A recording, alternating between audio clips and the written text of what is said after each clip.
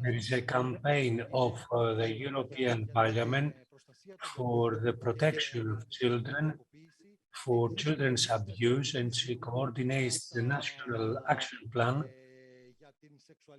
for sexual abuse. Mrs. Elena Rapti, to take the floor, please.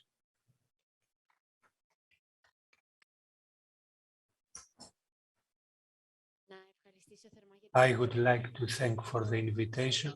Wish you good, fruitful conference. I am here as a coordinator from the European Council for sexual children's abuse to sensitize and make people aware with all the tools that we have from the European Parliament, so that we can teach the children all the golden rules that the European Council says. We talk to them about their body, all the related issues. And now we have a new cartoon story where the protagonist is on a wheelchair so that we can protect the more vulnerable children. Our aim is to stand by them, listen to them, so that they know how they can avoid the situation that may lead them to a difficult situation, but make parents aware to be careful with the emotions of our children. You know, the villain in sexual abuse comes from the family environment of the child. Knows the person or trusts, and perhaps we know this person and we trust this person. 1 out of 5 children in Europe will have sexual abuse. In Greece, this is 16%, and only 2 out of 100 children break their silence because their feelings are mixed. A person that they love and trust creates harm to them. At the same time, they love them, but they don't want for this thing to carry on. We, through the informative tools, to try to urge children to speak. But at the same time, the state has a national action plan with the initiative of the Prime Minister, which is for the protection of children's sexual abuse.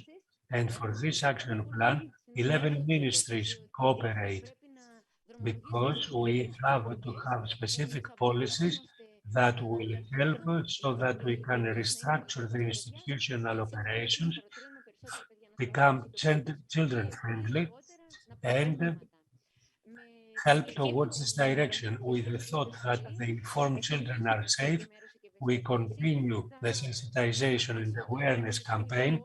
I will leave the informative material so that it can reach all children, and I will be here to stand by in your efforts as a member of parliament, and at the same time in any other field that may be necessary. Thank you very much for your attention.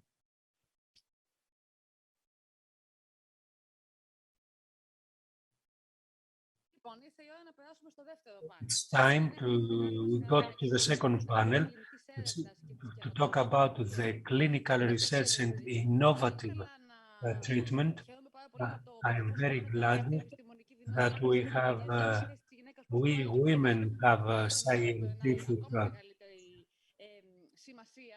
importance, and it is proved by all of you that you are here and every day at the place of your work.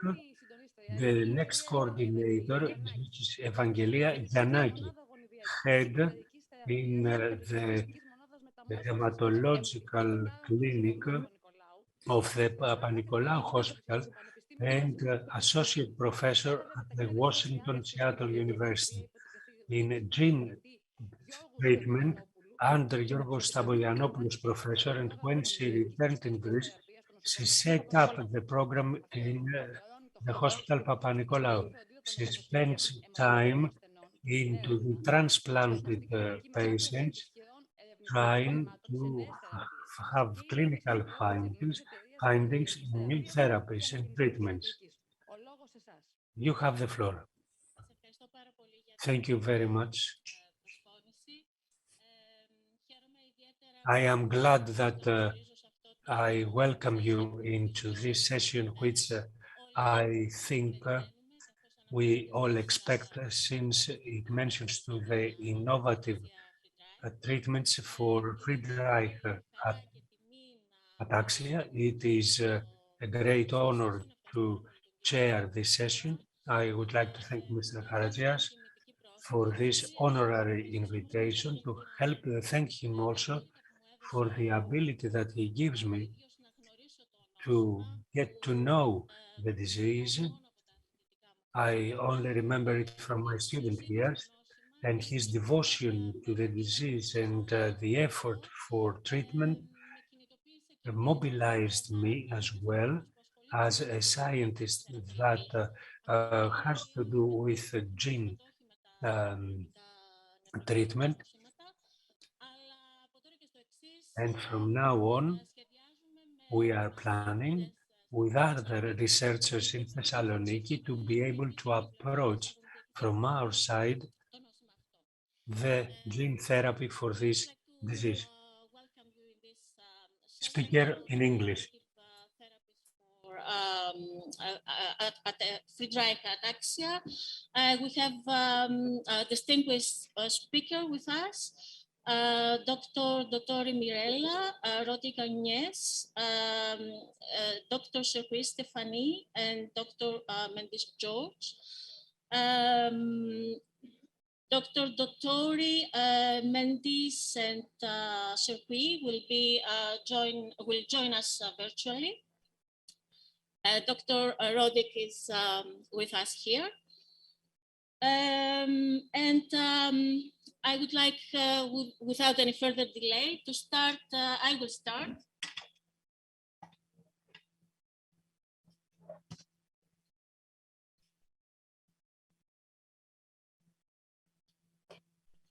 I will switch to Greek now. I will start basically for gene treatment in order to understand the non-scientific audience to understand what we are going to hear later on. Ataxia Friedreich is a rare disease, but what we call rare diseases and how rare are they in reality? A rare disease is characterized by it is considered that 60 people in the United States, 50 in Europe, 75 in China per 100,000 people. And these are chronic diseases, many times difficult, which can affect every system in the human body. However, for the rare diseases, the interesting thing from research groups is not particularly high, as you really understand. Therefore, for more rare diseases, in reality, they represent a non-fulfilled medical need. A rare disease, perhaps the term, is disorienting if we consider that more than 7,000 rare diseases that affect over 400 million people all over the world. And these numbers are increasing since new rare diseases are recognized and characterized. The gene therapy theoretically could correct any gene disease, And the proof of concept has shown that with the gene treatment, we can have results. The term for gene treatment is that we are talking about a biological product which comprises from a combined DNA, and it is used in the human beings in order to correct, to replace, to add, or to eliminate a genetic a mutation or not, depending on the target, where the final target is to treat or to address diseases, genetical problems. The gene treatment is a new medical practice. It is as regards to basic axes. The first axis is that compatible medicine acts by changing the phenotype. The patient has to have the treatment by receiving the agent and exogenously, and also chemotherapy, however, creates many problems. On the other hand, the gene treatment is a holistic way of addressing the problem, since it targets the root of the disease.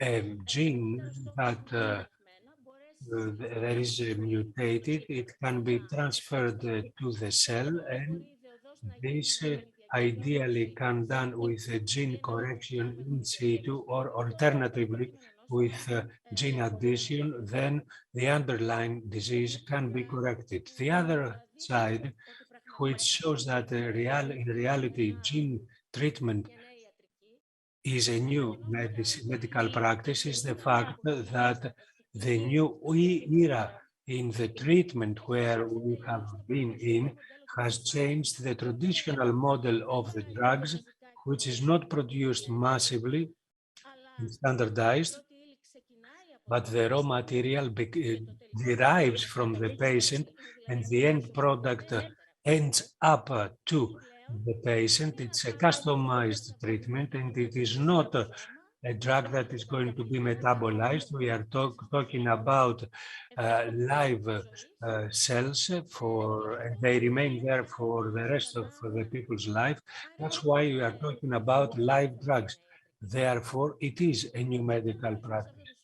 At this point, we have to point out that the gene treatment intervenes only in somatic cells and not in reproductive cells. We don't want to create generally generations of mutated people. Only in the issue that it has a problem, in order to create a phenotype and not to correct a natural phenotype. How does it work, the gene treatment? It works, is based on viruses that become inactive. This takes place by removing the structural elements of the virus, and in their place we have the natural generative. This natural gene is enters the viral vector, enters and monitors the divisions in the cells, but also to have the expression of the virus long term. Otherwise, it will remain, but that does not guarantee the expression. how is it delivered? Either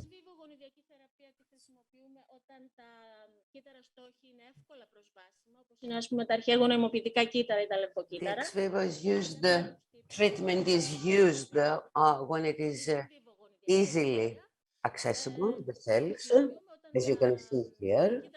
In vivo is used when the target cells are not easily accessible, like the lungs, liver, muscles, etc. Here we see an ex vivo treatment example for Mediterranean anemia, for example.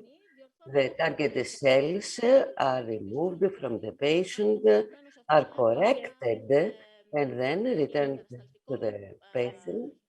After the patient takes a preparation, it is a chemotherapy that we want to destroy the endogenous spinal cord.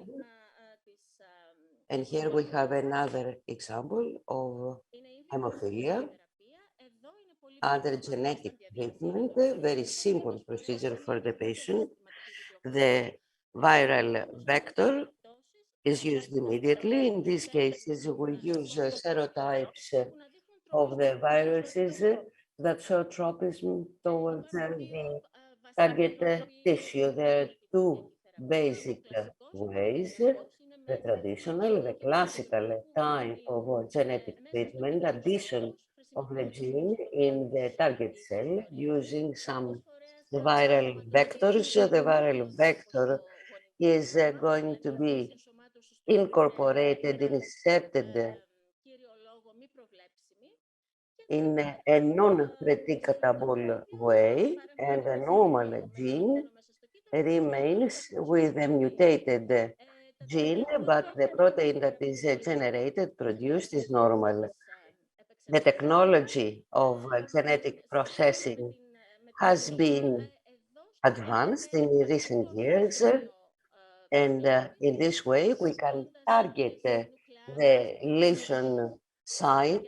We use some nucleases specific for the targeted site. These nucleases that act as molecular scissors, and with the nucleases and the guide molecule that leads us to the target point, target site, we have the correction of these target mutation. The differences of these two approaches are that the target site is predetermined. Here is not predictable. Another way to have a genetic treatment is a combination with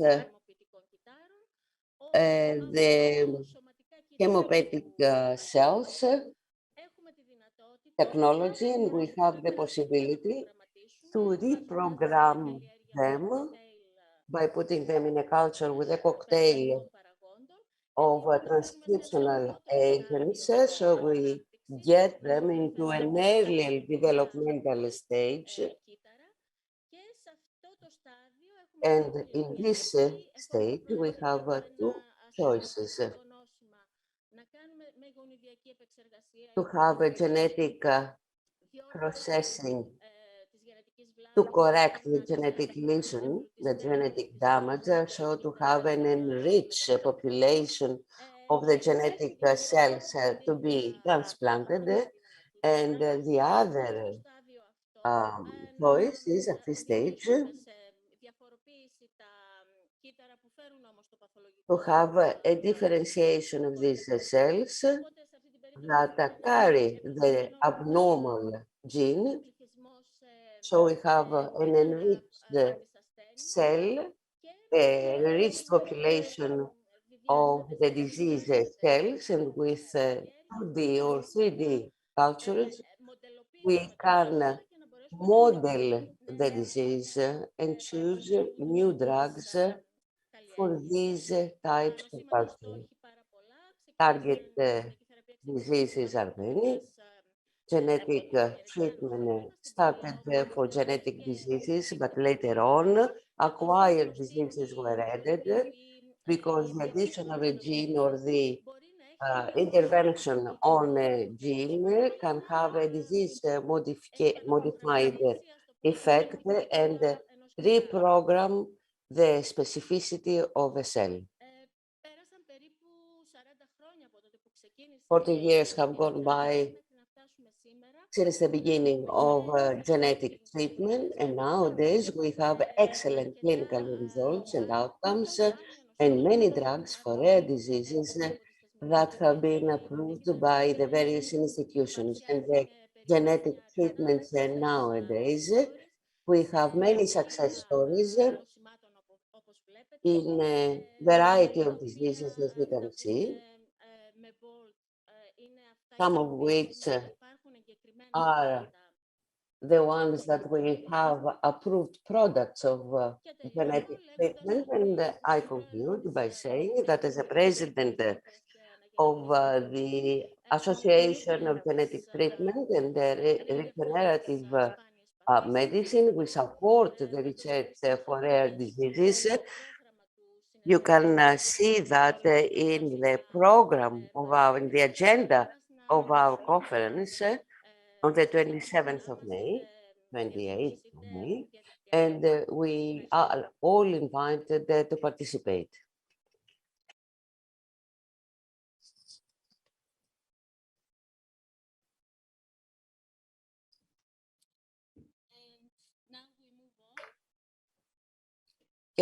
Our first, second speaker. She's Dr. Dottori Mirella. She's an associate professor and principal fellow in Imagine Institute. She leads the research group on mitochondrial diseases. Oh, sorry. I apologize. Sorry for that, Mirella. So Mirella Dottori is a principal research fellow at the Illawarra Health and Medical Research Institute at the University of Wollongong in Australia. Her research focuses in human stem cells to develop models for studying the nervous system, and also to develop therapies for neurodegenerative diseases, and in particular, Friedreich ataxia. So, Mirella, the stage is yours. Thank you very much. I will just share my screen, and please be a moment, sorry.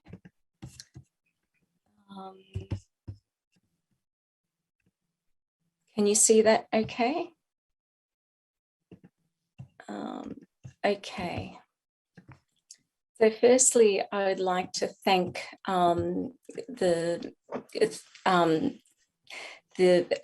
possibility to speak today at this meeting. I'm sorry I can't speak Greek. I really wish I could.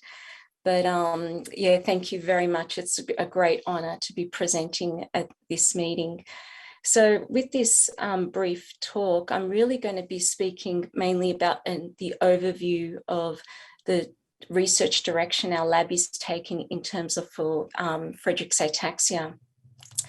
And so, sorry, I will just move on. So when we think about different therapies for FA, the ideal scenario obviously is to basically correct the mutation, because that is the critical thing causing it, is that GAA expansion. And obviously the new technologies moving forward with this in particular in CRISPR technologies. The other approach is obviously to deliver frataxin. And there are our group and other groups around the world working on this as well, in particular looking at different delivery systems. And it could be using a viral approach, as we just heard before from Envalija. She introduced that really well as obviously nanoparticles. The next level approach is to then potentially promote cellular health, in particular the cells that are degenerating, or to prevent further degeneration and progression of the disease. And a lot of these approaches in therapies are looking at, in particular, antioxidants or other compounds that may endogenously increase frataxin levels. And finally, there is also the possibility, potentially, for some tissues for tissue replacement, and in that case would be transplantation. The reason that I'm highlighting all of these approaches is just to show you that stem cells can feed into each of these, because stem cells offers a really useful platform to test these different therapeutic avenues in a more high throughput system before you go into the human and patients. So when, again, to this audience, my apologies how I'm pitching it. Some may have a great understanding of stem cells and others it may be new, but I thought to sort of go back to some of the basics. So really, when we define a stem cell, obviously it's a cell that can proliferate to give rise to self, and also a cell that can proliferate to give rise to a specialized cell relevant to that tissue. Now, there's many different types of stem cells in the body, those that give rise to the hematopoietic system, the bone marrow, and so forth.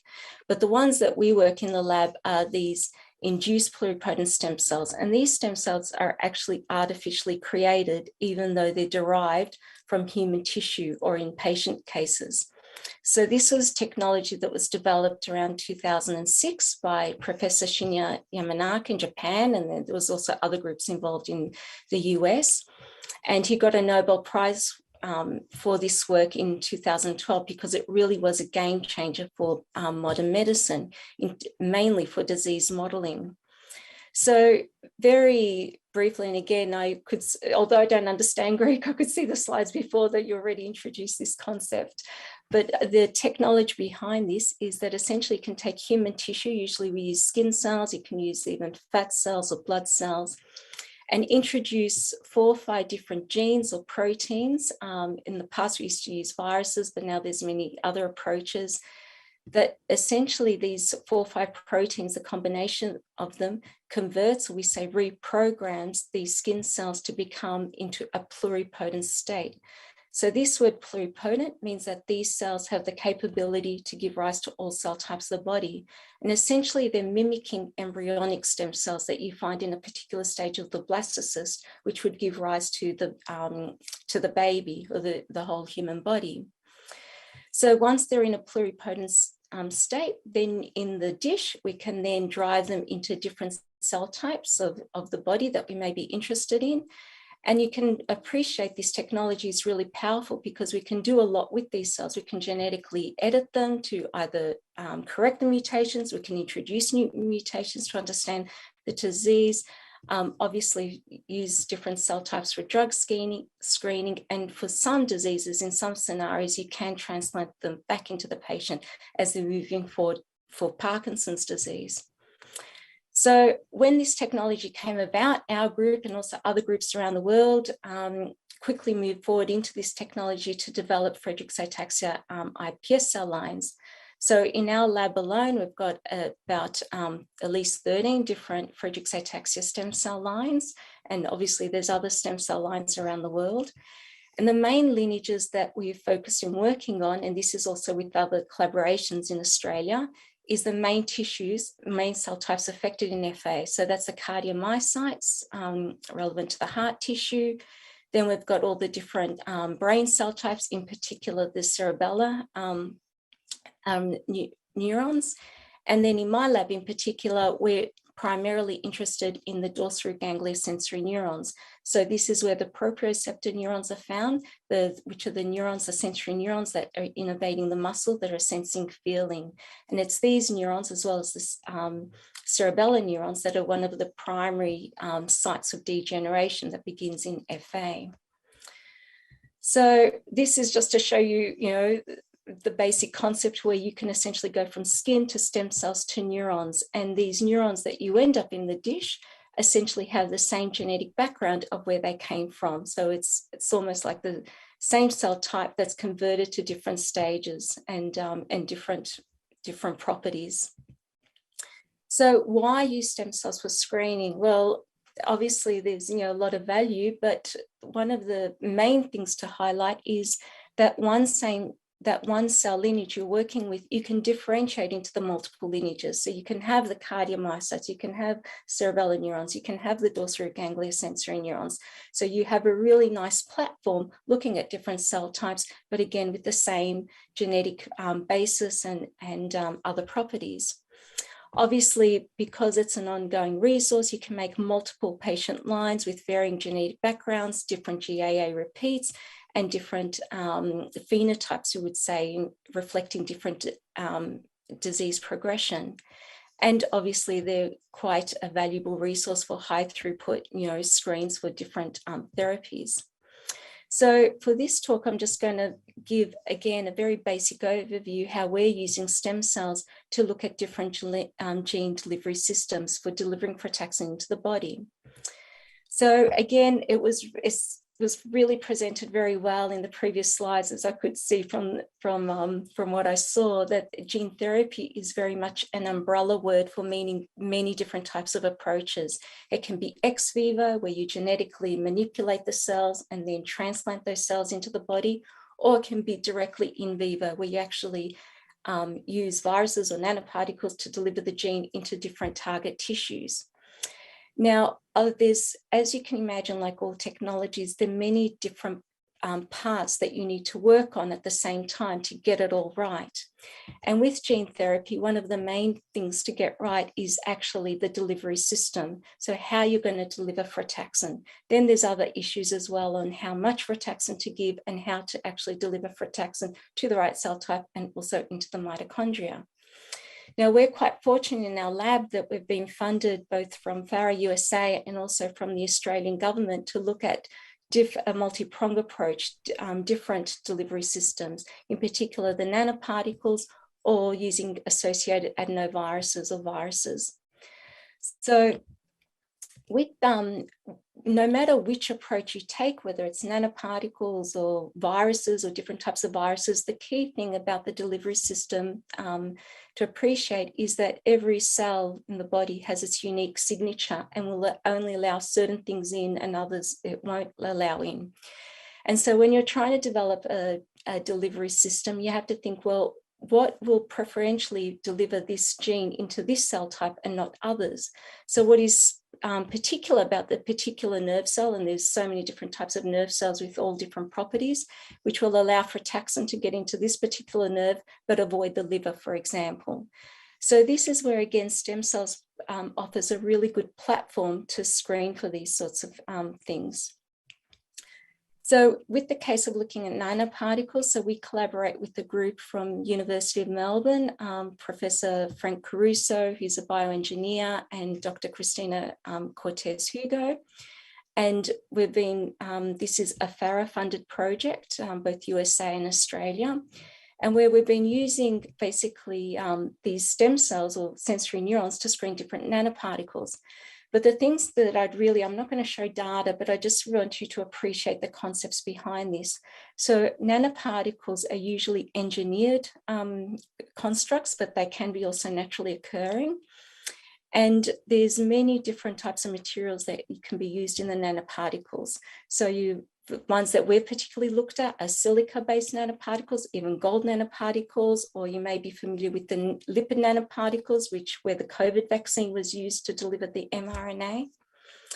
There's also different ways in which you can assemble the nanoparticle itself. So it's not just the particle, but different approaches we've looked at was saying layer by layer. So the core of the particle cell was silica, but the external part of the composition of the nanoparticles was a different sort of material, which may again allow better accessibility to certain cells. Then you can have different nanoparticle sizes, as well as the extracellular features, which are charged.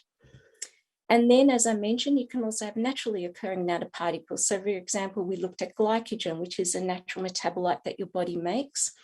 And some of these natural metabolites you can also engineer and modify in order to attach, say, the DNA of interest, the gene or the mRNA, so that it can enter into the cell. And strong advantage of nanoparticles is that it's not just about delivering DNA. Obviously, they can be used to deliver mRNA, again, thinking about the COVID vaccine. They can also be modified to deliver proteins or particular drugs. So the bottom line with nanoparticles is that they give us the greatest flexibility for screening to look at different components to deliver frataxin to different tissues. However, because it's a double-edged sword, because you've got all those different variations, the screening takes longer. So over the years, we've been working with, as I said, these bioengineers and looking at different nanoparticle types, different nanoparticle sizes, charges, particle densities, the way they're assembled. And we've been using our sensory neurons derived from FA patients as a platform. We've been culturing them in 3D and 2D to screen the various types. And we've obtained some quite promising results with different compounds like silica-based small nanoparticles and glycogen. And then, however, I would like to flag that also when we then go to the in vivo model, when we test these in, say, animals, we see sometimes quite different results. So what we may see in the dish doesn't always necessarily translate to what we see in vivo. And that makes sense because in the body, you've got the immune system, you've got even in the nervous system, you've got glia that can soak up different things. So that's okay because that's the approach we take. So we do all our screening in our stem cell based cell types, then we go to in vivo. If it doesn't work, we go back to our platform and look at and screen the next candidates. So just because it doesn't always translate, it's not necessarily a bad thing. It actually validates the purpose of having an in vitro screening platform to fast track this, to then choose the top candidates for the in vivo scenario for the animal studies. So the second approach, as I mentioned, is looking at viruses, in particular the adenoviruses. This is work that was very recently funded, only last year. So again, it's still early days, and I'm just going to highlight the approach that we're taken. So basically, there's three main aims, and this is quite a large-scale project involving many collaborators across Australia and a lot of different expertise. And I myself don't have expertise in adenoviruses, but we're collaborating with Dr. Cherqui from University of Sydney, who's our virus guru who advises us on everything. So again, with adenoviruses, there are many that are being used in clinical trials at the moment, but those of you who are familiar with this technology are aware that as with these AAVs, there's many different types, and they definitely have different preference into which different tissues they can target. So with our collaborators, what we're doing is we have these different libraries and kits. So we're screening, one is an AAV testing kit. So in this kit, there's at least 70 different AAVs, which are at the moment available. Some are being used in clinical trials and some are being used in the lab. And we're using those to screen our different stem cell platforms to see which ones preferentially get into the cell. In parallel, we're also screening libraries of bioengineered AAVs. So these have been randomly mutated in different ways, particularly at the caspid, that is the external part of the virus that determines how it transfects into, what cells it transfects into. And we're using the same cells as the screening platform. Now, both the kits and these libraries have been barcoded. So they've been genetically modified. So like when you go to the supermarket and you go through the screening and every product has its barcode. So the idea is that we infect our cells with these different libraries, and the ones in which, and they're carrying a GFP protein, a green fluorescent protein, and the ones which show to be efficiently infecting the cells, we're able to isolate by FACS sorting, sequence it, and then identify which particular adenovirus type, whether it's by an engineered one or one that's available, was preferential in efficient in transfecting that cell type. This will take 2 or 3 rounds, but from there we will get our top candidates. As I mentioned, the main platforms that we're using is the cardiomyocyte. So this is in collaboration with Dr. Max Lim from St. Vincent's Institute in Melbourne. And he has beautiful models of using using the same stem cell lines as we have in making cardiac organoids. So these are tissue-like structures that are mimicking the cardiac. He also can introduce vascular cells and neural cells into there, and has beautiful functional assays to measure activity. The other collaborator is with Dr. Sam Naylor from Queensland in Australia, and he has developed the technology to make cerebellar organoids. So as you know, in FA, the main region of the brain mainly affected is the dentate nucleus within the cerebellum. So Sam has been able to derive these cell types from these stem cells and make them into these little organoid-like structures. And what's nice is that in his organoids, he has identified quite a large proportion of the relevant neurons that we're interested in, which is the deep cerebellar nuclei. And then in my lab, we're interested, as I mentioned, is in the dorsal root gangliosensory neurons. And again, I don't have time to go into all this data, but there are different types. There's the one sensing pain, the one sensing skin for touch and feeling, and the others are the proprioceptors that innervate the muscle. And we, over the years, have developed a lot of protocols and expertise in deriving these cell types in the dish. And also just to highlight that it's not just about getting these sensory neurons as a whole, we're also really gearing in, and we just recently were fortunate to get funding from FARA to look at this deeper, where we're able to derive a more pure population, particularly of these propriosensory sensory neurons. Again, these are the large sensory neurons that are innervating the muscle, that are one of the primary neurons that are degenerating. So we're using these cell types in our screens.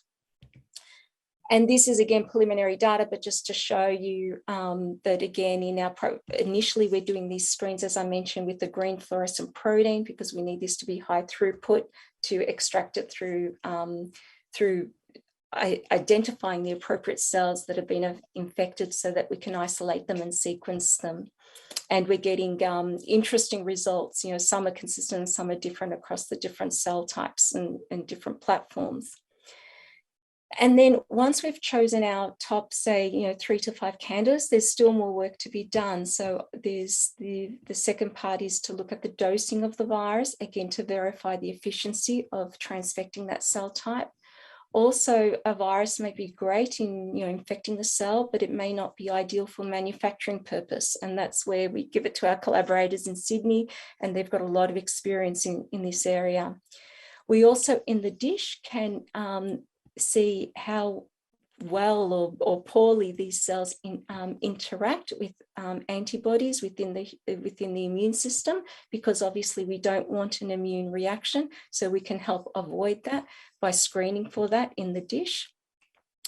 And one of the main parts of the same as well is to specifically look at the liver, because the liver is an organ that mops up a lot of things that you ingest, in particular viruses, and as well as nanoparticles.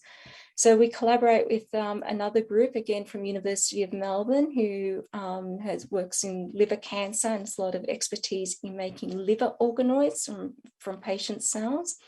So once we've derived our top candidates, we will screen these AAVs in these liver organoids to see the ones that do not actually infect the liver. So it's a negative screen. And then finally, once we get through that part, obviously it's all about frataxin. And so we will choose our top candidates, introduce frataxin into the candidate top AAVs, and then perform similar studies in our stem cell models and go in much deeper, obviously looking at mitochondrial outcomes and also functional outcomes. And we have quite a bit of expertise in that area to look at that. And just to wind it all up, the things that we really are facing now as we're entering in this work, in particular gene therapy, is, and again, many of you may already appreciate that, it's not just about delivering frataxin, but a key thing is how much frataxin, because I say it's the Goldilocks amount. You don't want too little, obviously, but you also don't want too much. So what is the right amount and how do you regulate that? So we're having ideas, we're collaborating with Dr. Marek Naparella, who's worked on the frataxin promoter that helps regulate frataxin levels and see if we can incorporate that in. Obviously, as I've highlighted, translating these studies in the dish to human is always a challenge, but we've got already in place with our collaborators different primate models to sort of address that. And then a big thing is the delivery approach. So you have to think, do you just, inject it directly into the regions of the brain, or in the cardiac tissue, or is it through, intramuscular or IV? Again, they're things that we need to consider. And one of the main things that obviously the FARA community is very much aware is readouts. So we can measure readouts in the dish, changes in mitochondria, but again, when it comes to clinical trials, it is key to even pick up subtle differences and over time to see what we see in the dish, how does that translate into humans? And even like subtle changes it could be as simple as picking up a cup, something like that. So that's sort of like the overview of our work. Like I said, it's more about the approach and different things to think about. And where I'm coming from is more about using the model approach to hopefully fast track these therapies as quickly as possible to the clinic. And all of this work couldn't be done without the excellent teamwork across everywhere with everyone, and of course funding from FARA and also the Australian government with the MRFF stem cell mission. So thank you for your attention. Oh, sorry, I shall stop the screen. We thank Dr. Dottori for the very nice talk and her nice data. Should we go on with the second? Okay, and the questions will be at the end, right? Okay. So our next speaker, she is with us. So Dr. Rötig Agnès, she's a research director at INSERM at Imagine Institute in France, and she will talk to us on the role of iron in the mitochondrial protein frataxin, and how the cellular iron homeostasis is maintained or is disturbed in this condition. Thank you. First of all, I would like to thank you, and especially to thank Vassilios Karazakis for this very kind invitation to this first conference. So I'm working in Imagine Institute in Paris, which is in Necker Hospital. My group is working on mitochondrial disorders, and we have a very special interest to Friedreich ataxia. And I will present you relatively recent results that will be the starting point for clinical trial. So it's, I must say that the function of frataxin is very difficult to understand, and more specifically, the consequences of the frataxin defects are very wide and complicated. And I will try to show you a small part of these consequences. And I will try also to make it very simple because it's relatively difficult to explain. So, as you know, frataxin is a mitochondrial protein. This protein here is shown here, is located in the mitochondrial matrix, and it is mainly involved in the biogenesis of iron-sulfur clusters. These iron-sulfur clusters will then be associated with different proteins. Some of these proteins stay in the mitochondria, and some iron-sulfur clusters exit from the mitochondria and will be associated with other proteins. So it means that a defect of frataxin will result in a defect of several proteins inside the mitochondria and outside the mitochondria. You know that patients with Friedreich ataxia accumulate iron in the brain and in the heart, and we were interested in the reason of this iron accumulation. And before to show you what happens in Friedreich ataxia, I will explain you very briefly what are the major actors involved in iron homeostasis in the cell. First of all, iron enter into the cells mainly by the transferrin receptor. So the iron, which is the green spot here, are linked to transferrin that transfer the iron, and this transferrin binds to the transferrin receptor that allows the iron to enter into the cell. The iron can also enter into the cells via different transporters that are called non-transferrin bound iron, NTBI.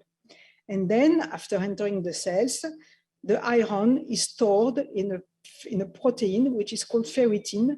And this is very important because iron is very toxic, but so it has to be protected, the cells has to be protected from the iron, and at the same time, a lot of reaction and function in the cells need iron. So there is very important to have a very good equilibrium that maintain the appropriate amount of iron into the cells that make the entry, that regulate the entry, the storage, and the exit of the iron. And finally, the iron exits from the cells using the ferroportin, which is another protein.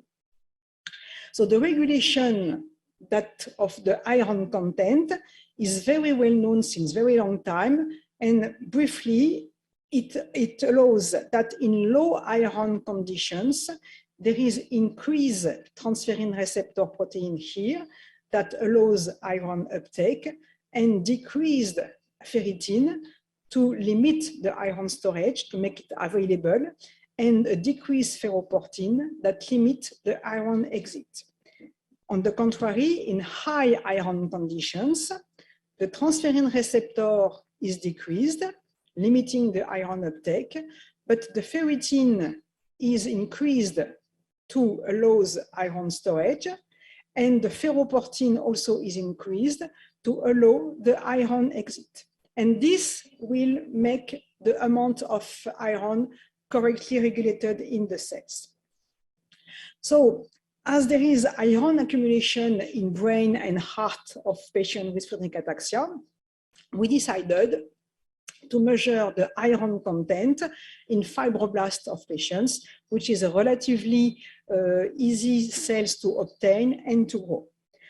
So, as you can see here, we measure the iron content of fibroblasts from 3 controls and 5 patients, and we did the experiments in fibroblasts with no iron or with high iron concentration in the growth medium. And as you can see here, the 3 control cells increase a little bit the iron content when grown in high iron content, but in the Friedreich ataxia patients' fibroblast, there is a very important amount of iron that suggests that these cells are totally unable to limit the iron uptake. And we then wanted to understand this mechanism, and we first focus on the transferrin receptor. First of all, we observed that the transferrin receptor accumulates in fibroblasts of Friedreich ataxia patients. You can see here a picture of the cell in which we have as blue the nucleus, and in green the transferrin receptor, and you can see that there is a very higher signal for transferrin receptors in patient cells compared to control cells. We then try to understand the reason of this accumulation of transferrin receptor. And to make a very long story short, what we learn is that transferrin receptor, as several other proteins, can undergo modification. And one of these modifications is the addition of palmitate, which is a fatty acid. And this modification is called palmitoylation. So the transferrin receptor here is shown after addition of this palmitate, which is the palmitoylation. Not only transferrin receptor, but also the non-transferrin bound iron transporter, the NTBI transporter, also undergo palmitoylation. And this palmitoylation is very important to modify the traffic of the protein in the cells, and this is important for these transporters because they come from the cell membrane and they have to go inside the cells and then to go back to the membrane. So palmitoylation is very important for this type of protein. So it modifies the traffic and of course also their localization. What we observed is that in Friedreich ataxia fibroblast, there is a decreased palmitoylation of transferrin receptor and also on the NTBI transporter. And because of that, this results in accumulation of transferrin receptor at the cell membrane, which induce iron uptake, because the transferrin receptor is stacked at the cell membrane and continue to import iron, and of course of iron overload. So this is one of the reasons of the abnormal and increased amount of iron in cells of Friedreich ataxia patients. There is also other reasons, but it will be too long, and I would like now to focus on this part of our result, because we have now a molecule that could modify this decreased palmitoylation. And this molecule is called artesunate. It's an artemisinin derivative, which is known for a very long time as an anti-malarial drug. So it has been used for a very long time in a lot of countries. And very interesting for us in the case of Friedreich ataxia, this molecule can cross the blood-brain barrier. And it has been shown that artesunate induce palmitoylation of transferrin receptor and will then result in iron overload. This has been shown in cancer cells, and we use it in fibroblasts of patients with Friedreich ataxia.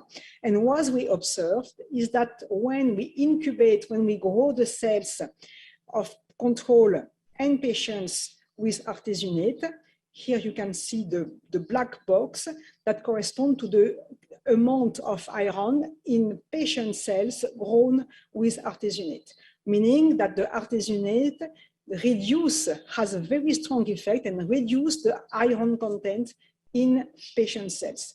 It's still a little bit more than in control cells, but it has very importantly decreased. So based on these results, we have decided to set up a clinical trial that we called Artemis because of the name of artesunate. And we will very soon start this clinical trial. It has been delayed for months and months because of administrative problems. And this is a phase 1-2 clinical trial, meaning that it is a study aiming to determine the tolerance and the efficacy of this molecule. By this clinical trial, we aim to identify the effective dose of artesunate able to reduce iron, and we will measure the iron in blood cells in the patients. And the second point is to identify the maximal tolerated dose of artesunate. So it will consist in a dose escalation study with 1 tablet of 25 milligrams per day, and that will probably progressively increase until we found an effect, a decrease of the iron in PBMC. So this is very promising, and I hope that we will have success with this clinical trial. But I have also to tell you that, as I said before, there is a lot of consequences of frataxin deficiency, and artesunate will act on the palmitoylation only. This is already very important because it will probably modify the iron uptake from transferrin receptor, also from the NTB transporters, but also on other functions, some of them being involved in the physiopathology of Friedreich ataxia. However, there is a lot of consequences of frataxin defect that are a respiratory chain defect, the energy production, deficiency of different enzymes inside the mitochondria, outside the mitochondria, especially the heme synthesis, some DNA, some enzymes and protein involved in DNA replication and repair. And I don't say that artesunate will cure completely the Friedreich ataxia, but it will help to limit the iron uptake that could be detrimental for the patients.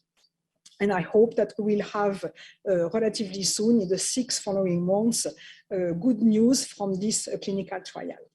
And before finishing, I would like to thank the people who were involved in this work, especially Florian Petit, who was a very brilliant PhD student, and Arnold Munich, who will perform the clinical trial.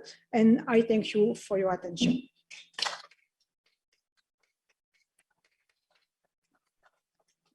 Thank you very much, Dr. Rötig. The questions will be at the end. The next speaker in the program is Dr. Cherqui Stephanie, but she will join us after the end of the first session due to the time difference. She will join us virtually from San Diego. And our final speaker for this session now is Dr. Mentis George, Associate Professor of Pathology and Cell Biology, Columbia University. Dr. Mentis. Good morning, everyone, and I hope you hear me well. Thanks very much, first of all, to Mr. Karadzias for the kind invitation to share with you in the next 12 to 15 minutes something that we have learned from a different disease, not Friedreich's ataxia, but spinal muscular atrophy. And why spinal muscular atrophy? I hope that you will see in a moment the common interest, common mechanisms between the two diseases. So a little bit, some of the natural history for spinal muscular atrophy or SMA patients. There are mainly 5 types, as you will see here. I hope that you will see my pointer. From type 0 to type 4. The large majority of the patients are the SMA type 1, more than 50% of them. Here in this axis is the age. This is mostly a juvenile type of the disease, affecting mostly babies. In the most severe types, which is the type 0 and the type 1, this is a fatal disease, and patients suffering from SMA of this kind and of these types succumb to the disease within a year or 2 after birth. SMA type 2 is the more moderate type of the disease, and SMA 3 and even SMA type 4 are the milder forms of the disease with nearly normal lifespan, but with severe motor disabilities. So a little bit about the disease. One of the common things together with Friedreich's ataxia is that this is all about a single protein, the SMN protein, SMN standing for survival of motor neuron. In humans, there are 2 genes, as shown here, responsible for the production of the SMN protein, the gene SMN1 and SMN2. You do need both genes because deletional mutations of both genes results in embryonic lethality. So the disease is causing due to the deletion or the mutation of the SMN1 gene. The SMN2 gene is a similar type of gene, but unfortunately produces much less full-length or proper protein compared to the SMN1. So the disease is due to the severe reduction of the full-length protein produced by the SMN2 gene. Now, how do we study the disease? So one of the important things in preclinical trials to first understand the molecular, cellular, neuronal circuit mechanisms, as well as design potential therapeutics, we need to use an animal model. And in SMA, we have used the mouse model. However, the mouse doesn't have 2 genes as the humans do. The mouse has a single endogenous SMN gene that produces SMN. And of course, similar to humans, if you deleted the SMN endogenous gene, you have embryonic lethality. So how people decided to do to recapitulate and have an animal model of the disease, they have knocked down the endogenous SMN, and they have taken 2 copies of the human SMN2 and humanized this into the mouse genome by having the 2 copies. The results of this, again, is the deficiency of the SMN protein. Now, this cartoon shows a typical type 1 phenotype of the clinical symptoms prior to the identification of the genetic cause of the disease. It used to be called the floppy infant syndrome because the baby didn't have any reflexes. Similar to this type 1 is the so-called Delta 7 mouse model, and you can see here an affected mouse on its side is alive, but it has very little posture and very little reflex compared to the normal litter mate. These mice survive approximately 2 weeks after birth, whereas type 1s are similar. They succumb to the disease a year or so after birth. What are the hallmarks of the disease? First of all, the death of spinal motor neurons in selective spinal segments, muscle atrophy, and impairment of spinal reflexes and postural defects. Again, these are similar characteristics to what we're seeing in Friedreich's ataxia. As Mirella has alluded previously, we would have liked to see the point that really is key to the pathophysiology of the disease. Just to summarize many years of work from my lab here at Columbia, and as well as from others all over the world, this is a transverse section of the spinal cord. In blue is a spinal motor neuron sending its axon through the periphery, making synapses with skeletal muscle in order to activate it. But the muscle in itself, knowing where our muscles are in time and in space, this information is provided by this green cell, which is a sensory neuron known as the proprioceptive neuron, which goes and makes direct synaptic contacts with motor neurons. So over many years of research now, what we have found, and the main findings of the disease, is first of all that you're having loss of these particularly synapses, motor neurons effectively dysfunction, selective motor neuron death, and denervation, all these leading to muscle paralysis. And if the muscles are affected are reaching the lungs, then you're having respiratory distress and ultimately death of the patient, as well as animal models. So these things, particularly now with the proprioceptive neurons, raising the possibility that there might be common mechanisms between SMA and Friedreich's ataxia. And particularly, I would like to point out the following scenario. What we have shown is that here is a spinal motor neuron, that's the soma, which resides within the spinal cord. This is the axon in the peripheral nerve, and here is the muscle. How do motor neurons work? Well, the motor neuron has been activated by premotor neurons, showing here these different green synapses, which are opposed to a certain type of potassium channel, which is the Kv2.1, or also known as the delayed rectifier.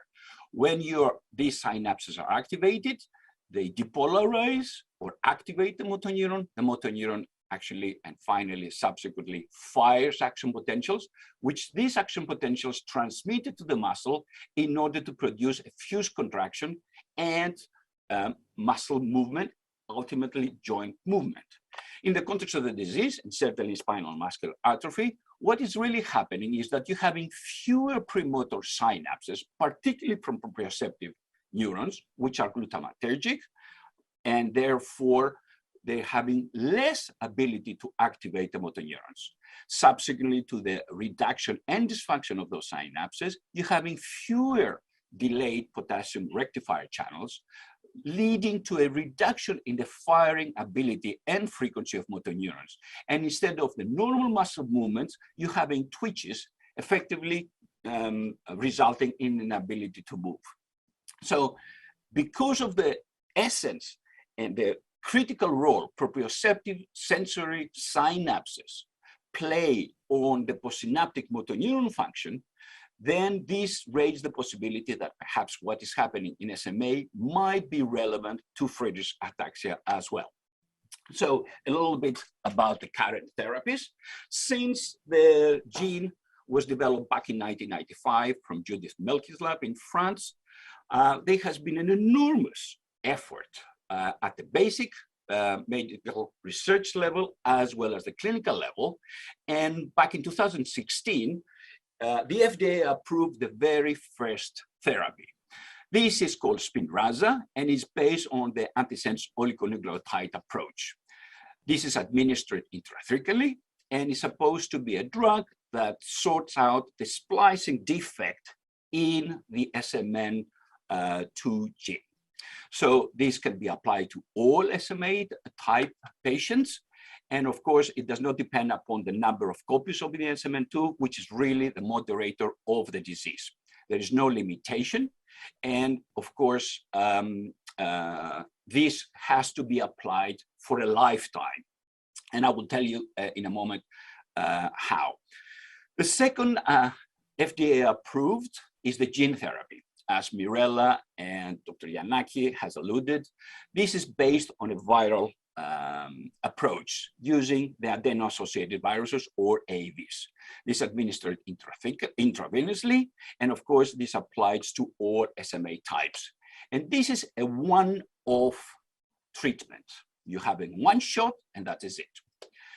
The third and most recently approved is a small molecule approach, which has been developed by PTC in collaboration with Roche and the SMA Foundation here in New York. This is basically a pill. You take one pill once a day for the rest of your life. It could be applied to all SMA patients older than 2 months old for a lifetime. Now, a little bit about the cost and the limitations and the differences of the three therapies.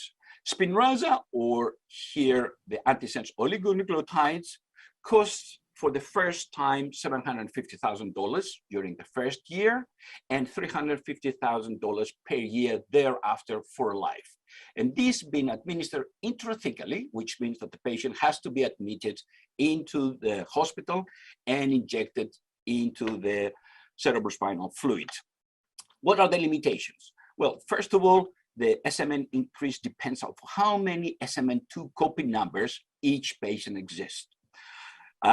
It has to be administered within the CNS, meaning that perhaps in the periphery, that might not be so accessible. You need to have it every 3 to 4 months for the entire life.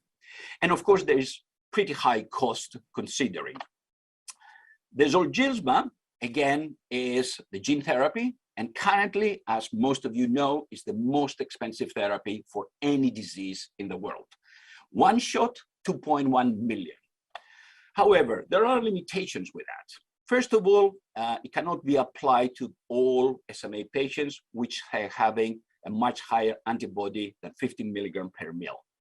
It's restricted to the age, so it cannot be given to any patients because of issues with the blood-brain barrier.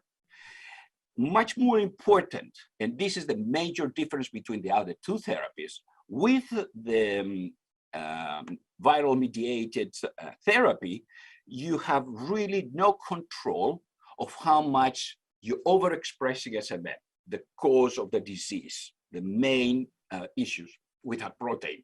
So it continues, since the viral will transfect virtually every single neuron that it can be applied to, the SMN is going to spontaneously be overexpressing over time. And in collaboration with Dr. Pellizzoni, another colleague of mine here at Columbia, we have recently published, and we have cautioned the community that when they're using an AAV, particularly with an uncontrollable overexpression of that protein, it might have severe toxicity, as we have seen it in the mouse model. Whether it will apply in humans remains to be seen, and we hope that we are wrong.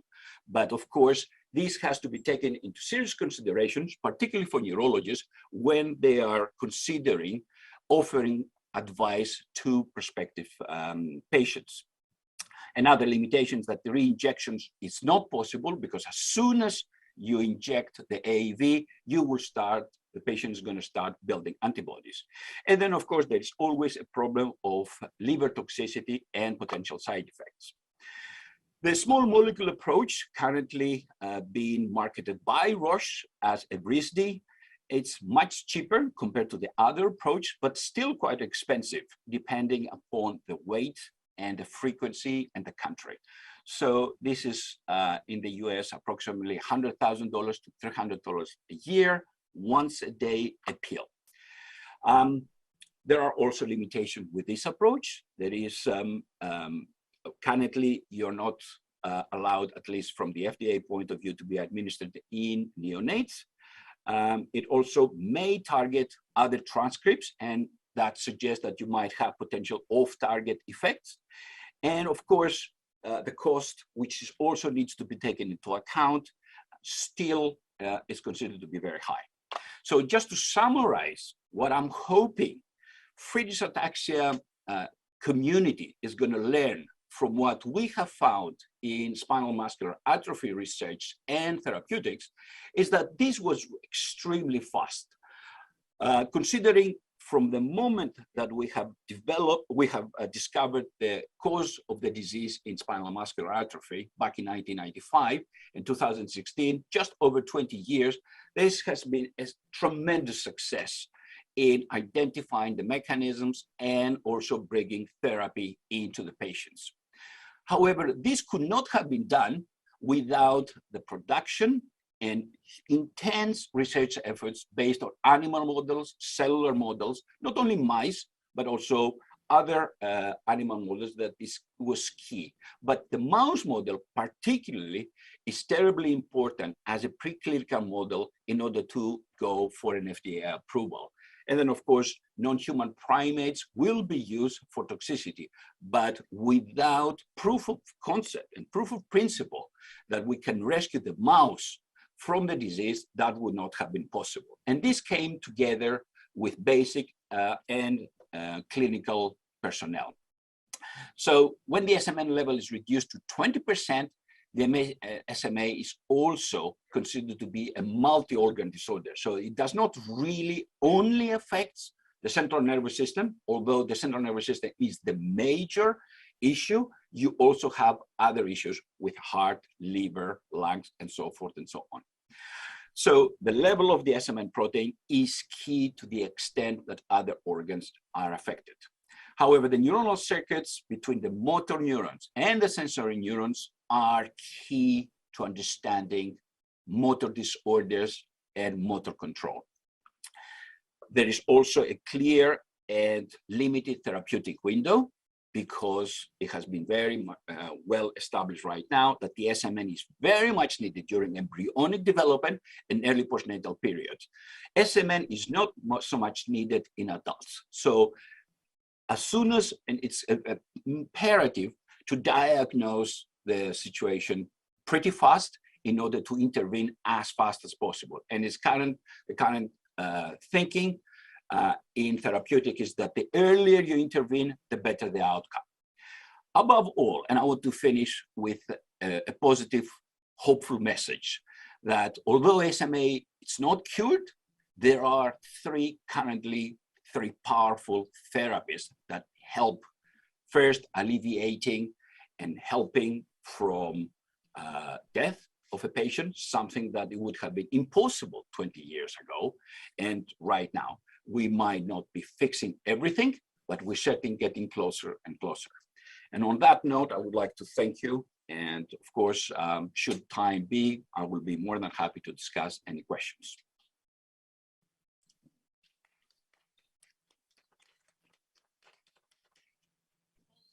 Thank you, Dr. Mentis. So I think we have some time for questions. Okay. So is there any question from the floor? Yes, please.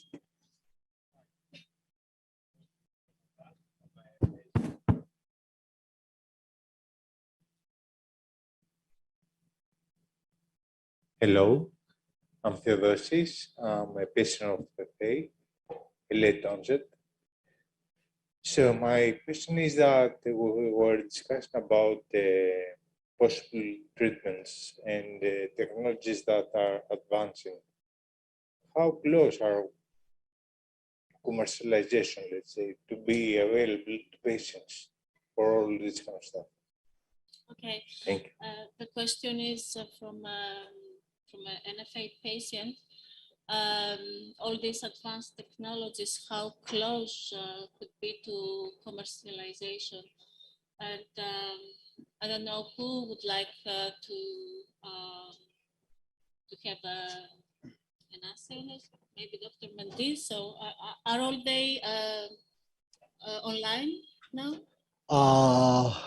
I would take this question to the next panel, where actually we are discussing about the pipeline update. So I would suggest to take it as a note and move it forward to the next panel. Okay. Another question? Yes, Dr. Hadjistergos.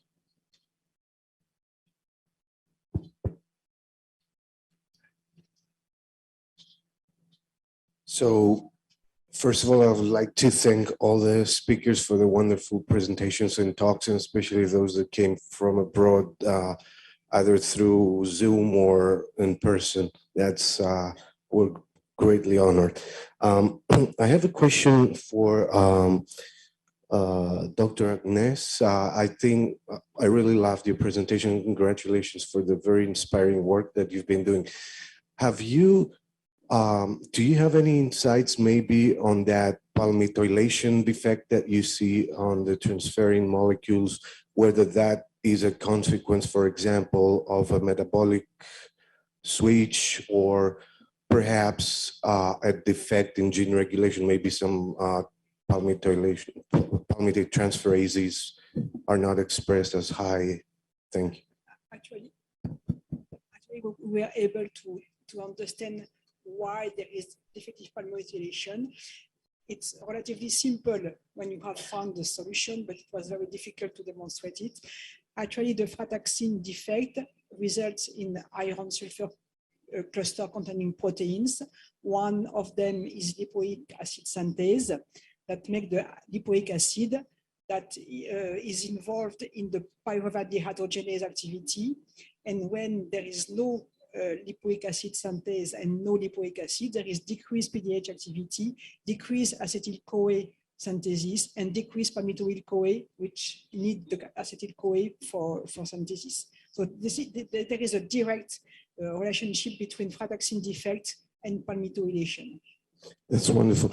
And is the drug that you're targeting the defect also affecting that cycle? That actually we don't know how the artesunate acts. What we precisely what we know is that it increased the palmitoylation of transferrin receptor, also on other iron transporter, and probably also proteins that we didn't have look at for the moment. Thank you. Could I address a question to Mirella also? Is she online? Yes, thank you. She's online. Hi, Mirella. I'm not sure if you can hear me. This is Kostas from Thessaloniki, Aristotle University. Thank you also very much for the wonderful presentation and for sharing such inspiring and exciting data with us here today. My question is concerning the development of these novel vectors that you're trying to target, I guess, different tissues with this. So how do you envision this in the future? Do you think that it's going to end up as a combination therapy using multiple vectors, or are you trying to find a single vector that targets the diseased tissues while at the same time protects or does not enter liver, for example, or other tissues? Thank you.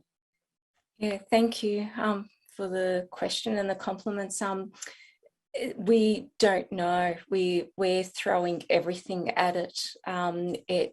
I imagine exactly like with the other speakers, I think treatments for most diseases is a multi-pronged approach, and I think it will require various approaches for different tissues that you're targeting. And even if it's a gene delivery, it won't be just gene delivery. I'm sure that you'll have to add other therapies in combination with that. I would be surprised if it's the one AAV that can, you know, the magic AAV that can infect all the relevant tissues and not liver. So I guess it's just, this is the, you know, like, I guess the next session and the clinicians would be better to answer this, but it would depend on what is the most prominent tissue that needs to be targeted for this individual.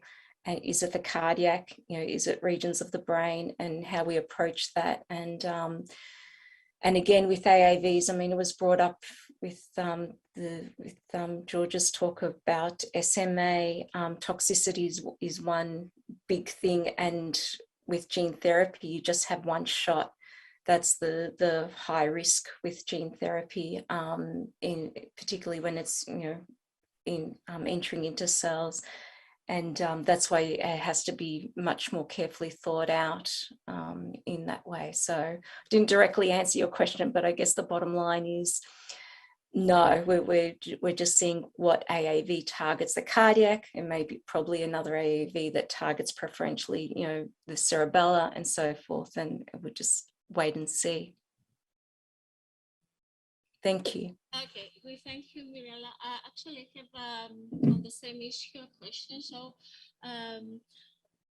you didn't show us what a promoter of this AAV vector is. Can you elaborate a bit?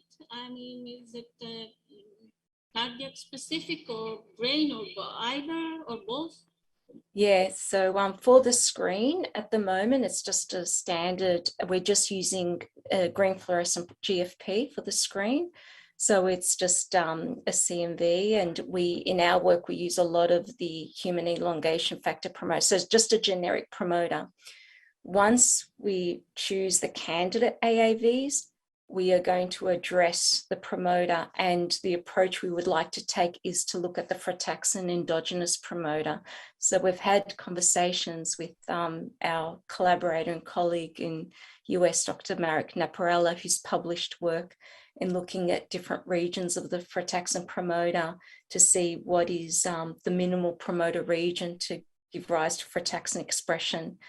And I've just put in a grant earlier this year to look at that to the Australian government to screen the 3 or 4 different promoters, because a lot of it will be about, you know, obviously regulating frataxin levels, and you don't want it too high. Maybe just a minimal promoter would be sufficient to avoid toxicity due to frataxin. Obviously, there's also maybe toxicity due to the AAV itself, but at least at the frataxin. So we've had these conversations with the Cherqui. Ideally, you want a highly efficient AAV and then play with the promoter, you know, so you want minimal, you know, transfection, minimal dose so because it's so efficient.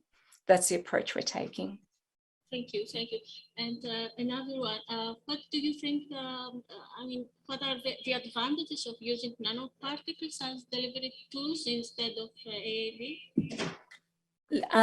The main message I wanted to give is that, again, it comes down to flexibility, because again, like we heard in the SMA, you know, talk, maybe, you know, it's about delivering frataxin protein or frataxin mRNA or a compound like that small molecule. But that compound, you can't just give the small molecule, you know, it'd be degraded. So it needs to encapsulate in an appropriate delivery system to enter into the appropriate tissue. And nanoparticles just gives you such, you know, the vast materials, the engineering, you've got a lot more flexibility to work with. So AAVs, you know, work well in certain ways, but they are limited even with the DNA. You know, at the moment, you can only deliver DNA and a certain size, whereas nanoparticles, you've got a lot more open. But with that, obviously, it takes a lot more work to screen. So once you find this works, you've got to find the appropriate delivery system to deliver that. So definitely nanoparticles needs to be on the table as a delivery system for FA in parallel with everything else. That's, you know, from, you know, our perspective. Thank you. Okay. So I think that it is time to close for an hour. Let me thank the whole panel. It was really forward-looking, and thank you, Dr. Giannacchi. Thank you, Dr. Mirella Dottori from Australia. Thank you, Agnès Rötig, Madame Rötig, merci beaucoup, and George Mentis. Thank you all. It was really inspiring for our patients to see that the research is ongoing, and we are looking forward for the next session that starts in an hour with an update on the pipeline. So without further ado, lunch is served, so please feel free. Thank you so much.